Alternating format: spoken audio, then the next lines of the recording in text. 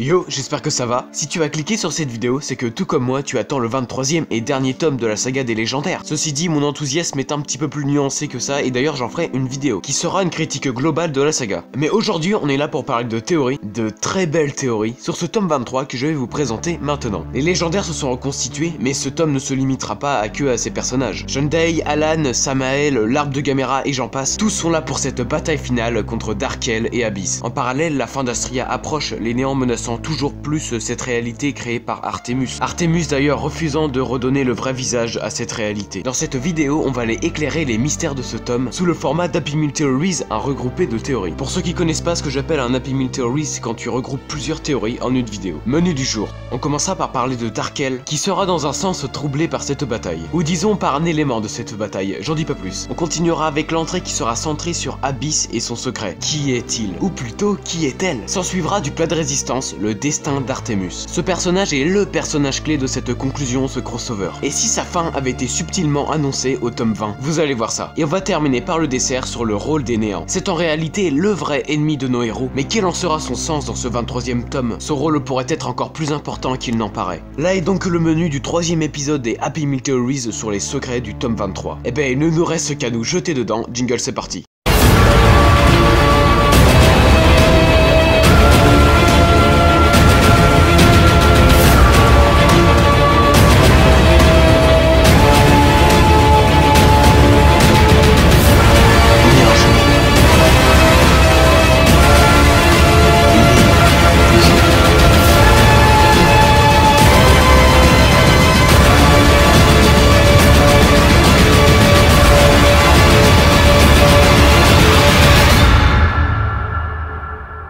On commence par l'apéro, le vrai visage de Darkel.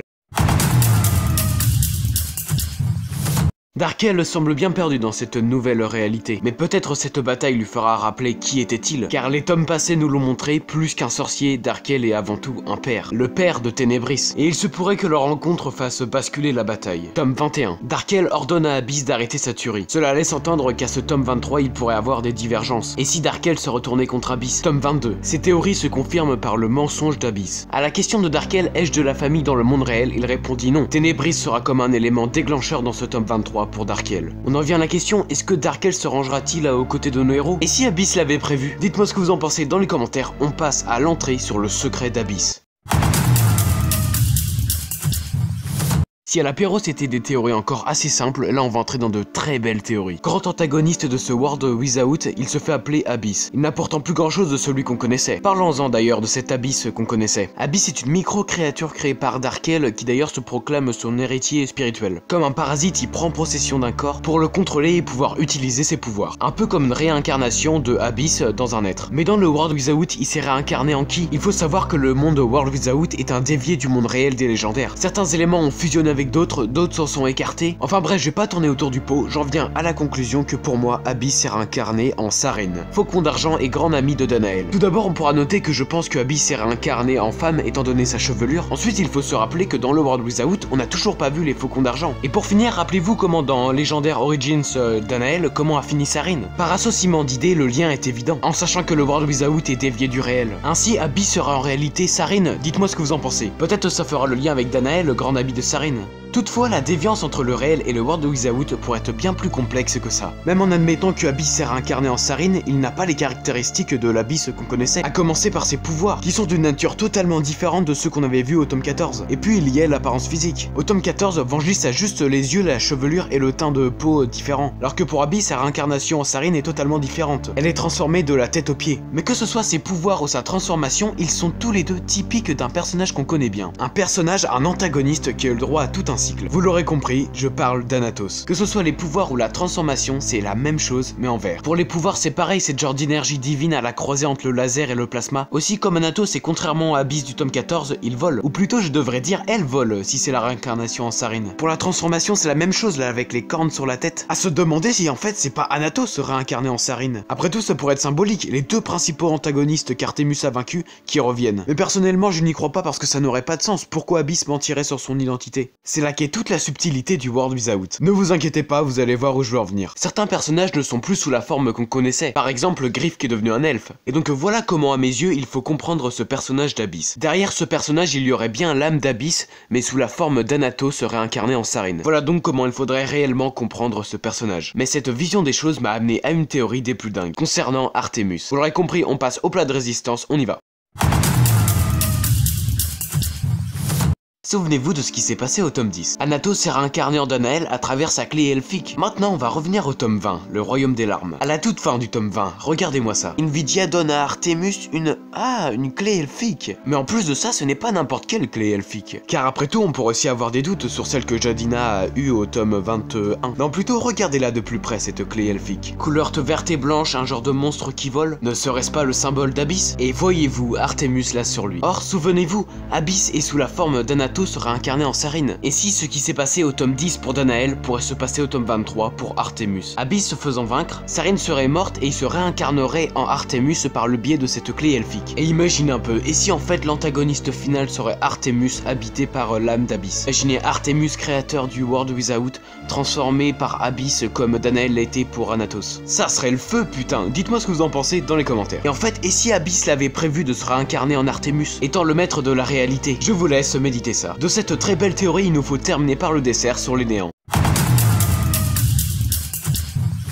Ce problème devient de plus en plus crucial sur Astria, je parle bien sûr des néants. Jusqu'au tome 22, Elisio les régulait, mais à présent, Astria a déjà un pied dans la tombe. Ces néants s'apparentent à des trous noirs et conduiront Astria à son anéantissement total. Ces néants seront une des grandes questions de ce tome 23. Ce tome 23 étant la conclusion de la saga, ces néants auront un rôle capital dans la fin de ce tome. Mais quelle conclusion ces néants apporteront à la saga? Ces néants sont dans l'histoire encore plus importants que la bataille même avec Abyss et Darkel. Astria va donc se faire anéantir au tome 23? J'ai deux théories. Commençons par la première. Les néants viendraient du fait que Artemus a dévié la réalité. Et si Artemus réécrivait la réalité telle qu'elle était avant le World Without, est-ce que ça pourrait arrêter ce phénomène de néant? Du coup, on pourrait imaginer que Artemus, au dernier moment à la bataille finale du tome 23, il ressorte ce bouquin avec une plume pour sauver Astria. Ainsi, les néants auraient forcé Artemus à remontrer le vrai visage de ce monde. Et la fin de la saga serait la fin du World Without. Mais ça pourrait être un petit peu plus compliqué que ça, étant donné ma théorie précédente. Ainsi, ce serait une fin classique, mais probable. Mais j'ai une deuxième théorie, qui est moins probable et moins classique, mais qui donne du sens à cette saga. Et si la fin de la saga Les Légendaires c'était la fin de leur monde bouffé par les néants? Il ne resterait donc plus que le journal d'Artemus, étant donné qu'il y a les pierres divines créatrices sur son journal. Par ce biais, le journal étant l'essence de ce monde, il ne peut pas te détruire. Mais étant donné qu'il n'y aurait plus l'univers des légendaires, il finirait par accoster le nôtre. Ce serait en fait une mise en abîme. Ainsi le journal arriverait dans notre monde et serait retrouvé par Patrick Sobral. En admettant qu'Artemus avait changé au dernier moment son journal, cela pourrait expliquer comment Patrick Sobral a eu l'idée des légendaires. Et la boucle serait bouclée. Là où ça tient, c'est que cette notion de mise en abîme était abordée déjà plusieurs fois dans la saga des légendaires,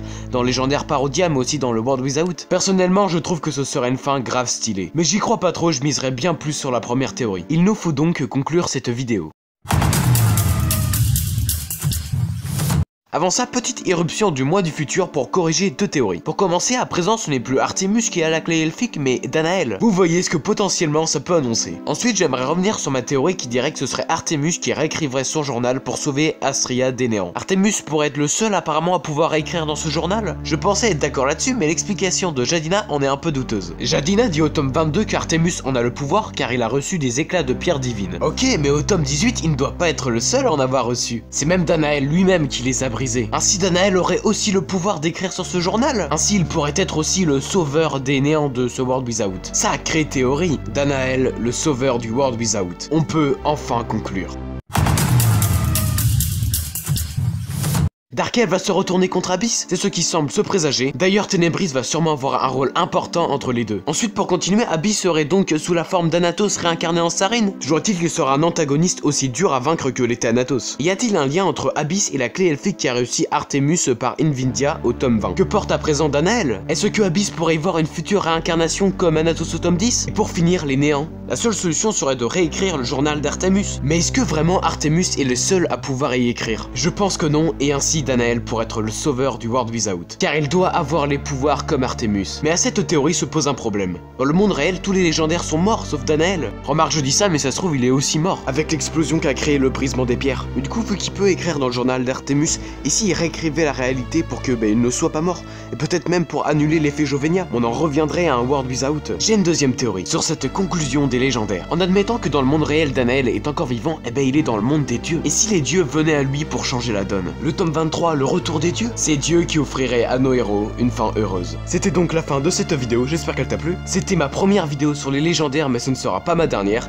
alors abonne-toi pour suivre mes prochaines vidéos. D'ailleurs, ma prochaine vidéo, elle sera sur Seul, elle sera sur Alderic. Ce ne sera finalement pas un Happy Meal Theories, contrairement à cette vidéo. Si vous êtes lecteur des légendaires et que vous connaissez pas Seul, je vous invite à découvrir cette BD, elle est super. Pareil, c'est une BD pour enfants, mais qui prend vraiment pas les enfants pour des cons. Pour la sortie du tome 12, les auteurs ont rendu gratuit les 3 premiers tomes de Seul. J'ai mis les liens dans la description à tous les curieux pour découvrir cette BD qui est inqualifiable. Sur ce, portez-vous bien, je vous dis à bientôt, salut!